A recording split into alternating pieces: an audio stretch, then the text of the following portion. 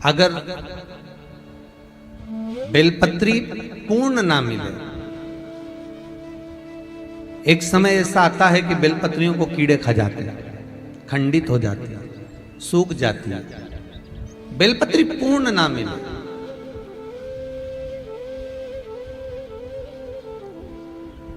तो क्या हम खंडित बेलपत्री भी शंकर को समर्पित कर सकते हैं?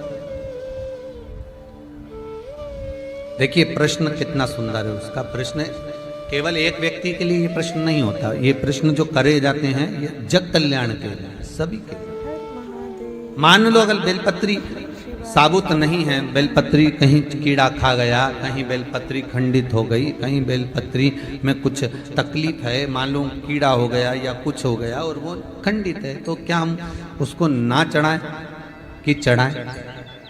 और बेलपत्री मिल ही नहीं रही है और बेलपत्र हमें प्राप्त ही नहीं हो रही,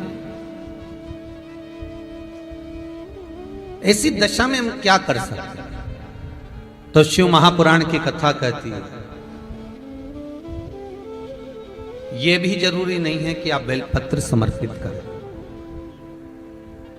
कितना सुंदर कहा है शिव महापुराण की कथा में कि हम ये भी नहीं कह रहे कि बेलपत्र आप समर्पित करें। अगर बेलपत्र खंडित है, टूटी पड़ी है और आपके पास में नहीं है, तो शिव जी की चढ़ी हुई बेलपत्र को धोकर शंकर पर चढ़ा दे। उसने दूसरा प्रश्न लिखा, मान लो मंदिर में भी बेलपत्र नहीं हो तो?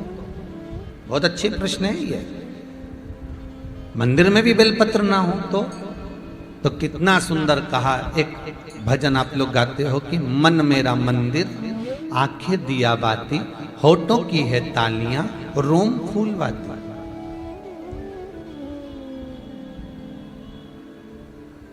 शिव महापुराण की कथा कहती है मान लो अगर ऐसे समय पर बेलपत्र नहीं है तो महाराज भगवान शंकर के शिवलिंग का दर्शन कर कर अपनी ये 3 उंगलियां शिव जी के शिवलिंग को समर्पित करो। कितनी उंगलियां? जम के बोलिए।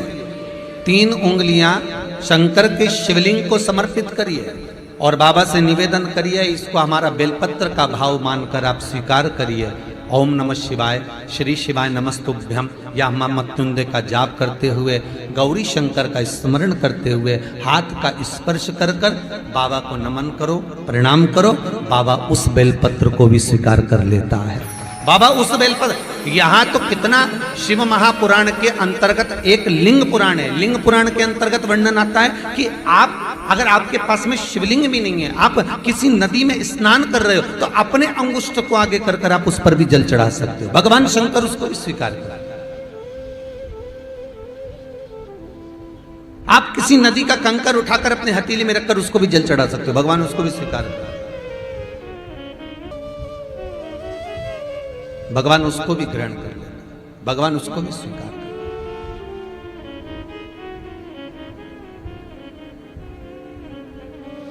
जैसे गाय के दूध में पड़ा हुआ बेलपत्री का एक पत्ता